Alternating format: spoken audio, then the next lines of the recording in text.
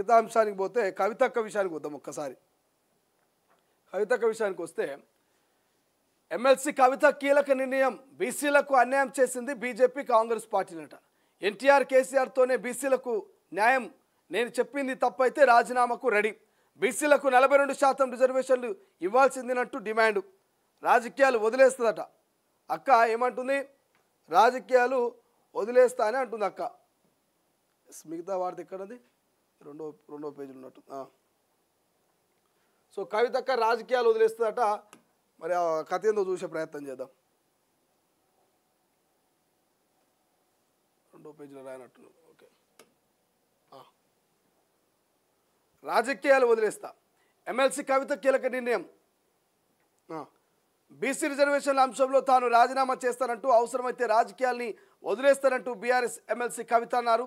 శుక్రవారం నాడు ఇందిరా పార్క్ వద్ద నిర్వహించిన బీసీ మహాసభలో కవిత పాల్గొని ప్రసంగించారు. బీసీలకు రిజర్వేషన్లు అమలు విషయంలో కాంగ్రెస్ బీజేపీ ప్రభుత్వాలు నిర్లక్ష్యం వహించాయంటూ కవిత పేర్కొన్నారు. 2 జాతీయ పార్టీలు బీసీలకు తీరని అన్యాయం చేశాయంటూ చెప్పుకొచ్చారు.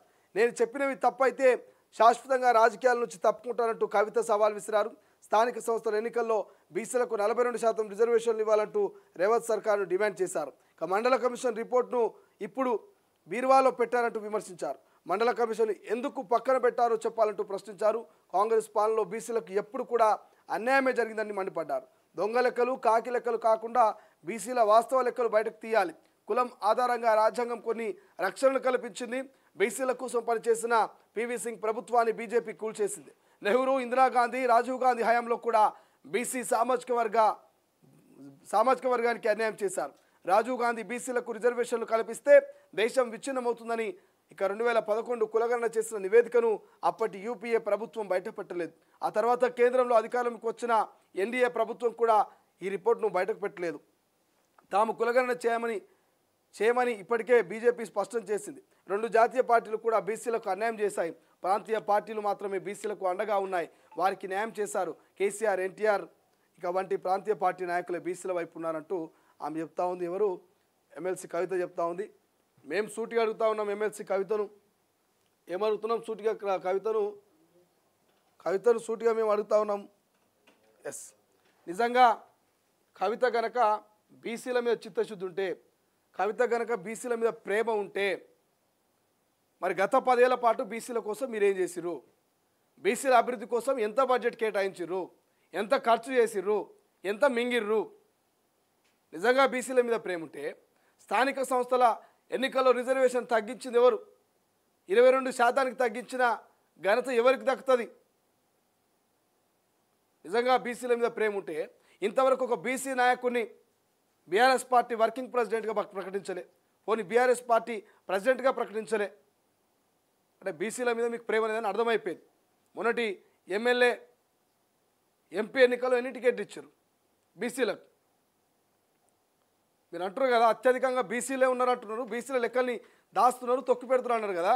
మరి బీసీలు ఎందుకో 55%గా ఉన్నారు కదా. మరి 119 నియోజకవర్గాలకు గాను 50 మంది బీసీలకు మీరు టికెట్లు ఇవ్వాలి. మరి మీరు పాటించారు అక్కడ సమతుల్యం బీసీలకు. ఇలా కవిత చేయాల్సిన ధర్నా ఈడ కాదు, ఫామ్ హౌస్ దగ్గర చేయాలి కేసీఆర్ దగ్గర. ఎందుకంటే 10 ఏళ్ళ అధికారంలో ఉన్నది మీరు, మీ బాపే. కొత్తగా అంటున్నది మళ్ళా ప్రాంతీయ పార్టీలు మాత్రమే బీసీలకు న్యాయం చేసినాయి, ఈ జాతీయ పార్టీలు అన్యాయం చేసినాయి. నేను రాజీనామాకైనా సిద్ధమే మీరు కనుక నిరూపిస్తానని అంటుంది. ఈ 10 ఏళ్ళు చేసిన కథాకారకారు గురించి చెప్పాలి కవిత. నిన్న పెట్టినటువంటి బీసీ మహాసభ పెట్టిరు కదా, అక్కడ ఏ బీసీ నాయకుడు ఉన్నాడు? ఓ ఆర్ కృష్ణయ్య ఉన్నాడా? ఓ జాజల శ్రీనివాస్ ఉన్నాడా? లేకపోతే ఓ కత్తి వెంకటస్వామి కాంగ్రెస్ ఆయన ఉన్నాడా? ఎవరు? ఏబీసీ లీడర్లతోటి మీరు నిన్న అక్కడ బీసీ సభ పెట్టిరు. ఇంకా అసలు ముచ్చట చెప్పాలి, గతంలో ధర్నా చౌక్నే ఎత్తేసినటువంటి ఘనత వీలదే. మళ్ళీ ఇప్పుడు అదే ధర్నా చౌక్లో పోయి కూర్చొని బీసీల కోసం లడాయి చేస్తున్నది. నేను ఇంతకుముందే చెప్పినా మీకు, కవితక్క బీసీ కాదు, అలా నాయన కేసీఆర్ బీసీ కాదు, కేటీఆర్ బీసీ కాదు, హరీష్ రావు బీసీ కాదు. ఈ బీసీలు కాని వాళ్ళు బీసీల కోసం కొట్లాట, మళ్ళీ పెత్తనం చేస్తూ. అంటే ఇప్పటికి కూడా అగ్రకులాల కిందనే బీసీలు ఉండాలి. అగ్రకులాలు ఆధిపత్యము, అగ్రకులాలు అక్కడ ఒక రకంగా చెప్పాలంటే కంట్రోల్ చేస్తున్నట్టే బీసీలుగా. సో ఈ క్లియర్గా అర్థమవుతా ఉంది కవితక్క ఏ ఎజెండా తోటి మరి ముందుకు పోతుందో అర్థం కావట్లేదు. కానీ జైలుకి పోయించినటువంటి మరకను మరిపించుకోవడానికి అక్క మరి ఈ రకంగా బీసీలకు పోతుందా, లేకపోతే రానటువంటి పంచాయతీ ఎన్నికల్లో మొన్న చూసినాం ఎంపీ ఎన్నికల్లో ఒక్కటే ఒక గుండుసున్న వచ్చింది, కోడిగుడ్డులాగా గుండుసున్న వచ్చింది, ఏం చేయలేము గుండుసున్నను. సో గుండుసున్న వచ్చింది అక్కకు, మరి ఆ అక్క పార్టీలో. కాబట్టి ఈసారైనా సర్పంచ్ ఎన్నికల్లో మరి జెడ్పీటీసీ ఎంపీటీసీ ఎన్నికల్లో కనీసం ఇంతో కొంత బీసీ నినాదం ఎత్తుకుంటే బీసీలో ఓట్లు ఎక్కువ ఉంటాయి. కాబట్టి బీసీలను మరి కొంత జోకితే, బీసీలను కొంత హైప్ చేస్తే నన్ను మళ్ళా అరే కవితకు వచ్చింది మళ్ళీ బతుకమ్మ ఆడుతుంది, ఇక జాగృతి పెట్టింది, జనజాతర చేస్తుంది అన్నట్టు ఫీల్ అవుతారు అన్నట్టుగా కవితక్క పాపం బీసీల మీద ప్రేమతోటి బీసీ అని ఒక నిదానం ఎత్తుకుంటుంది.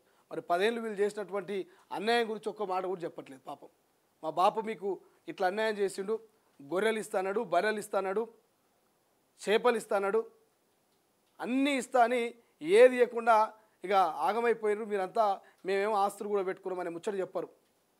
ఏమన్నా 2 విడతల గొర్రెల పంపిణీ జరిగిందా? ఇస్తున్నటువంటి బీసీ బంద్ ఎట్టుపోయింది? చేపలు పంపిణీ కావచ్చు, వీటిలో ఎన్ని స్కాములు జరిగినాయి, చేప పిల్లలు కావచ్చు, రొయ్యల పిల్లల పంపిణీలు ఎన్ని స్కాములు జరిగినాయి, చెప్పుకుంటూ పోతే చాలా అంశాలు ఉన్నాయి. బీసీలకు అత్యధికంగా అన్యాయం చేసింది ఎవరంటే తెలంగాణ వచ్చిన తర్వాత కేవలం కల్వకుంట్ల ఫ్యామిలీ, బీఆర్ఎస్ పార్టీ మాత్రమే. సో అటువంటి బీఆర్ఎస్ పార్టీ నాయకురాలు కవితక్క బీసీల గురించి చెప్తా ఉంది, అవసరమైతే రాజీనామా చేస్తా అంటుంది. రాజీనామా డ్రామా